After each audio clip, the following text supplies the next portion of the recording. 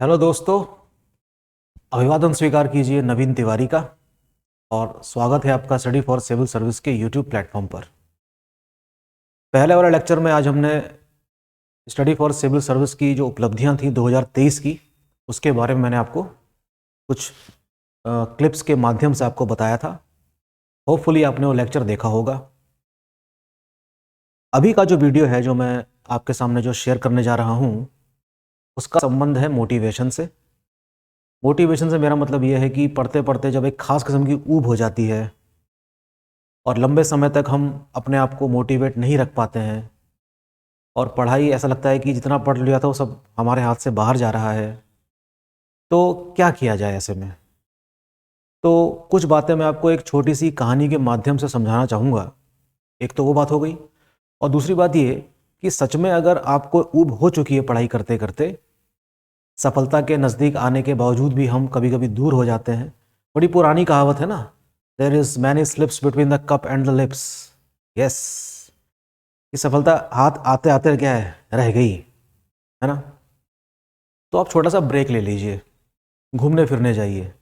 जिस शहर में रहते हैं उसके आसपास की जगहों पर घूमने जाइए, थोड़ा सा रिफ्रेशमेंट करिए। हफ्ते भर का ब्रेक ले लो, कोई दिक्कत नहीं है। ठीक, तो हो सकता है उससे आपकी एनर्जी फिर से रीजनरेट हो। एक तरीका तो ये है, और दूसरा तरीका आपको समझ में आएगा इस कहानी को सुनकर जो मैं आपके साथ शेयर करने जा रहा हूँ। इसको आप सुनिए। ठीक, ये कोई सत्य घटना पर आधारित कहानी नहीं है, सांकेतिक है। इसके 3 पात्र हैं, और सुनिए इसको। कहानी बड़ी मीठी है। ठीक है, कहानी कुछ ये है, इसके 3 पात्र हैं।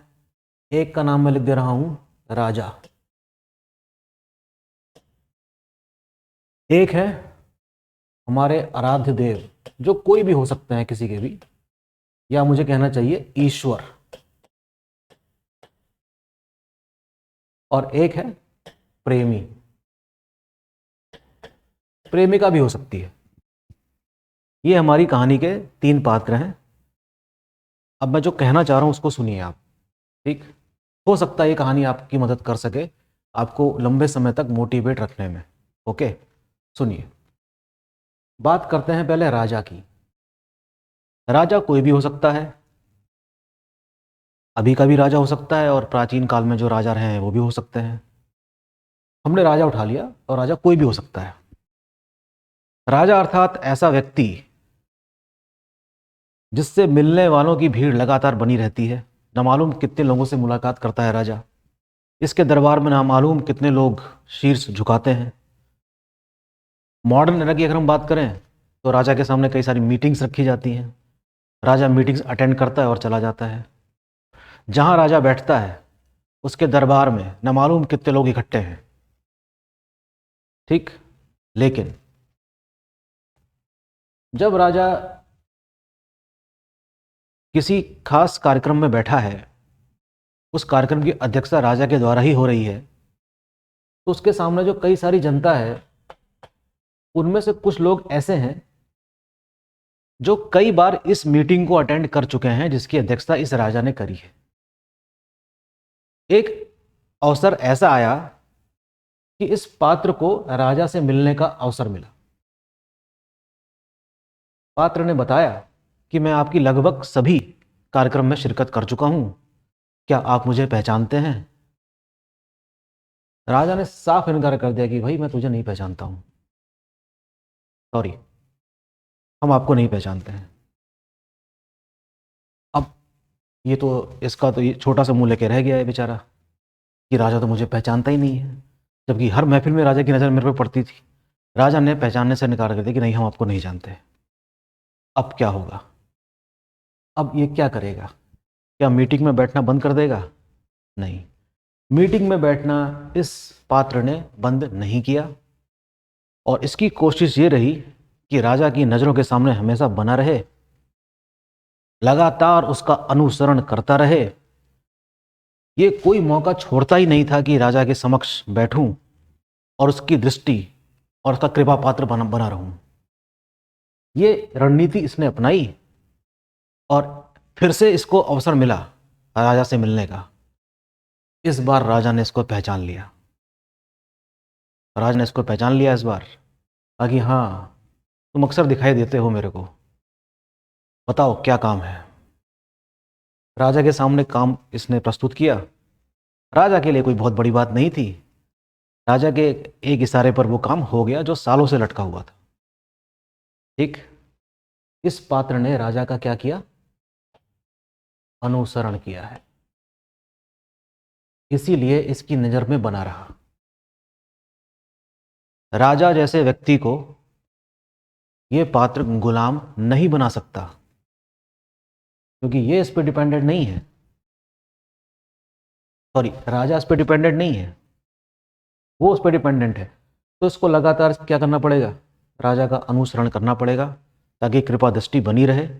अगर ये अगले 1 साल के लिए एब्सेंट हो जाए, राजा फिर भूल जाएगा इसको कि नहीं भैया, नहीं जानते तुमको, हम जाओ यहां से। अब बात करते हैं ईश्वर की। ईश्वर जिसकी आराधना हम लोग करते हैं, बड़े मन से करते हैं, अगरबत्ती जलाते हैं, दिया जलाते हैं, उपवास रखते हैं, कभी कभी मन नहीं करता, तो ईश्वर की कृपा दृष्टि हम पे नहीं बनती और उसका दोष हम ईश्वर पे देते हैं। अक्सर आपने सुना ही होगा कि मैंने किसी का क्या बिगाड़ा था कि अक्सर मेरे साथ ही क्यों बुरा होता है। ये कहानी है, अक्सर हर घर में कही जाती है कि हमने तो कभी किसी का कुछ बिगाड़ा ही नहीं था। तो बात बिगाड़ने या नहीं बिगाड़ने की तो है ही नहीं। ईश्वर की कृपा दृष्टि आप पे बनी रहे, इसके लिए जरूरी है कि आप ईश्वर का भी अनुसरण हमेशा क्या है, करते रहें। नहीं तो ईश्वर भी आपको भूल जाएगा। हम नहीं जानते आपको, आप जा सकते हैं बाहर। ठीक है। प्रेमी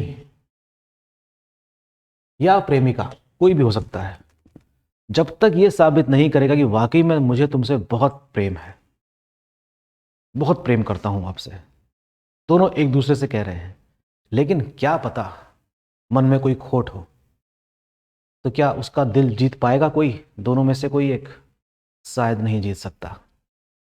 अगर बात पता चल जाए कि इसके मन में खोट है, ये बेवफा हो रहा है या हो रही है, तब जरूर वो उससे क्या चला जाएगा, दूर चला जाएगा। इस केस में भी अनुसरण काफी क्या है, जरूरी है। अनुसरण से मेरा मतलब यहां पर किस चीज से है? याद रखने से है, उसको याद दिलाने से है बार बार कि देखो हम तुम्हारे लिए क्या कर सकते हैं। ठीक है, अनुसरण। इसी प्रकार चौथे पात्र का नाम मैं आपके सामने लिखता हूं, जिसका नाम क्या है, विद्या। इसी प्रकार विद्या को भी गुलाम नहीं बनाया जा सकता। अगर आपने कोई चैप्टर पढ़ लिया है और आपको लगता है कि मुझे अब हमेशा के लिए याद हो गया, तो आपकी बहुत बड़ी भूल है ये। ठीक है, लगातार विद्या का अनुसरण नहीं होगा तो विद्या आपसे क्या हो जाएगी, विदा हो जाएगी। यही होता है, हम लोग लगातार रिवीजन नहीं करते हैं ढंग से चीज़ों का। ओके, अनुसरण लगातार करना बहुत जरूरी है। एक पंडित को जो वो पाठ पढ़ता है रोज, मंदिर का दरवाजा खोलता है, उसको लगभग चीज़ें कंठस्थ रहती हैं। क्यों रहती हैं? लगातार रिवाइज करने की वजह से। एक टीचर अगर किसी एक सब्जेक्ट को पढ़ा रहा है, पढ़ाते पढ़ाते उसको बहुत साल हो चुके हैं, तो जाहिर सी बात है कि उसमें पारंगत हो ही जाएगा। क्यों? क्योंकि लगातार रिवीजन में कर रहा है, वो लगातार उसका अनुसरण कर रहा है।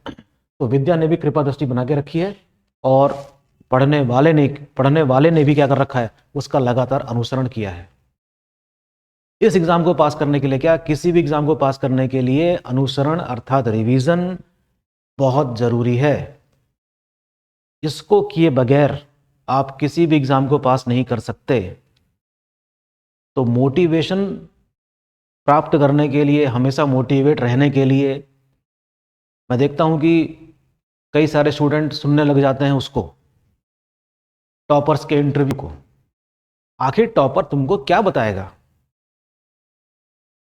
एक टॉपर तुमको कुछ बताएगा, दूसरा टॉपर तुमको कुछ बताएगा, तीसरा टॉपर कुछ बताएगा। हर टॉपर की कहानी अलग अलग है। किस टॉपर का अनुसरण करोगे? किसी एक को तो पकड़ना ही पड़ेगा आपको। तो कॉमन चीज क्या है कि उन टॉपर्स ने हमेशा क्या किया होगा, अनुसरण किया होगा, रिवाइज किया होगा, चीज़ों को समझा होगा और लगातार अपनी विद्या यानी कि अपनी किताबों और अपने बीच में जो संपर्क स्थापित हो सकता है उसको उसने हमेशा करके रखा होगा, क्योंकि उसको अपना गोल तय है। आपका गोल अगर तय नहीं है कि मुझे क्या करना है और मरे मन से आप तैयारी कर रहे हैं, दबाव में आकर तैयारी कर रहे हैं, किसी के प्रभाव में आकर तैयारी कर रहे हैं, सिर्फ दिखावे के लिए कर रहे हैं, तो कभी नहीं होने वाला सिलेक्शन। यूपीएससी जैसे बड़े एग्जाम के लिए तो ये शर्त बहुत लागू होती है। पीसीएस वाले एग्जामों में तो मैं फिर भी कह सकता हूं कि काफ़ी हद तक चीज़ें रिपीट होती हैं। यूपीएससी वाले केस में चीज़ें रिपीट नहीं होती। यहाँ पर आपको लगातार साल भर उन शर्तों को का पालन करना पड़ेगा जो यूपीएससी ने तय कर रखा है। शायद यही वजह है कि यूपीएससी का स्टैंडर्ड आज भी वही है जो 50 साल पहले था। अगर हम ये कहना शुरू कर दें कि आज के डेट में हमारे पास बहुत सारा डाटा अवेलेबल है, यूट्यूब में बहुत सारे चैनल अवेलेबल हैं, कई सारे वीडियोस तो फ्री में अवेलेबल हैं, स्टडी फॉर सिविल सर्विस के अवेलेबल हैं फ्री में, लेकिन सवाल यह है कि उसका इस्तेमाल किसने किस तरीके से किया है। Availability of resources is not important, utilization is important. जिन लोगों ने मटेरियल का या रिसोर्सेस का अच्छी तरीके से यूटिलाइज किया है वो लोग सफल हैं। तो इस तरीके को समझिए कि वो क्या चीज़ है जो आपसे वो काम करवा रही है। ठीक, बार बार मोटिवेट रहें, इस प्रकार के दुविधा पे पढ़ने की ज़रूरत नहीं है। आपको अगर पढ़ने का मन नहीं कर रहा है तो कुछ समय के लिए प्लीज़ किताबें बंद कर दीजिए और जाइए, घूम फिर के आइए, रिफ्रेश होकर आइए, फिर से लगिए उस काम पर। अपना ध्येय हमेशा अपने साथ रखिए। बस टॉपर्स से सिर्फ यही सीखा जा सकता है कि उन्होंने कभी भी अपने सामने किसी को बाधा आने दिया ही नहीं। ठीक है, अब सवाल यह है कि कंसंट्रेशन कैसे बनाया जाए। दूसरा सवाल यह भी है कि how to make the concentration. इसे ठीक ऐसे समझिए कि जैसे मान लीजिए कि हमारे जीएस वाले सब्जेक्ट में, सॉरी जीएस वाले सिलेबस में कई सारे सब्जेक्ट हैं। ज्योग्राफी है, हिस्ट्री है, पॉलिटी है, इकोनॉमी है, करंट अफेयर है। कितना भारी भरकम सिलेबस बना के रखा है आयोग ने।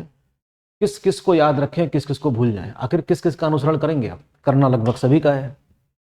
तो ऐसे में होता क्या है, जहां तक मैं समझ रहा हूं, मान लीजिए कि आपने हिस्ट्री पढ़नी शुरू करी, हिस्ट्री का कोई चैप्टर उठाया, पढ़ते पढ़ते आपको याद आने लगी, अरे यार ज्योग्राफी तो हो ही नहीं पाएगी, अब ज्योग्राफी का क्या करें? तो आप तुरंत छोड़ देते हैं हिस्ट्री और पकड़ लेते हैं ज्योग्राफी को। ज्योग्राफी कुछ देर पढ़ते हैं, एक दो दिन पढ़ी, फिर अचानक ख्याल आता है कि अरे पॉलिटी तो छूट रही है, तो आप पॉलिटी की तरफ कूद पड़ते हैं। तो इसको कंसंट्रेशन नहीं कहते हैं, दिस इज नॉट कंसंट्रेशन। आपने तीनों सब्जेक्ट के साथ न्याय नहीं किया है। तीनों सब्जेक्ट आपसे छूटे रहेंगे हमेशा। जब भी आप कोई सब्जेक्ट पढ़ रहे हों तो हो सके तो उस दौरान आपके दिमाग में दूसरे सब्जेक्ट का ख्याल ना आए। बिल्कुल नहीं आना चाहिए ख्याल, दूसरे सब्जेक्ट का ख्याल नहीं आना चाहिए। अगर ऐसा हो रहा है इसका मतलब आपके कंसंट्रेशन में कमी है। कंसंट्रेशन में कमी है। कंसंट्रेशन का मतलब ही यही होता है कि जब आप किसी चीज़ को पढ़ रहे हैं तो उसके अलावा आपके दिमाग में कोई और अतिरिक्त सब्जेक्ट के बारे में ध्यान नहीं आना चाहिए। मुश्किल है बात, लेकिन करना पड़ेगा। ये कब तक करना है? तभी तक तो करना है जब तक सफल नहीं हो जाते। तो प्लीज़ इस कहानी से थोड़ा बहुत प्रेरित होकर अगर आप अपनी स्टार्टिंग कर सकें इस नए साल में, तो हो सकता है मनचाहे परिणाम आपको इस साल मिलने शुरू हो जाएं। करके देखिए, अनुसरण कीजिए, रिवाइज कीजिए चीज़ों को। पागलपन दिखाने की जरूरत नहीं है, होश पूर्वक चीज़ें करनी है, बिल्कुल होश पूर्वक करनी है। पढ़ते समय भी होश पूर्वक पढ़ना है और एग्ज़ाम देते समय भी। वो जो 2 घंटे का टाइम होता है ना, पेपर हमारे सामने है, उस दौरान भी दिमाग में ना मालूम क्या क्या उलूल जुलूल ख्याल आते रहते हैं दिमाग में। उन सब चीज़ों से भी बचना है। तो एग्जामिनेशन हॉल में बैठने से पहले आप जिस तरीके से तैयारी कर रहे हैं अपने घर में बैठकर या किसी रूम के अंदर स्टडी चेयर और टेबल के साथ, वही लेवल आपका एग्जामिनेशन हॉल के अंदर भी नज़र आएगा। आप करके तो देखिए। ठीक, तो मैं इन्हीं शब्दों से विदा चाहूँगा, ज़्यादा बोर नहीं करता आपको। तो प्लीज़ अनुसरण कीजिए, जितना हो सकता है उतना कीजिए। संपर्क बना रहे तुम्हारे और राजा के बीच, तुम्हारे और ईश्वर के बीच, तुम्हारे और तुम्हारी विद्या के बीच में। ठीक है, तो हो सकता है क्रांति आ जाए, आएगी। ठीक है, ऑल द बेस्ट, और फिर से नए साल की शुभकामनाएं, और प्लीज़ आप अनुसरण करना सीखिए। Thank you.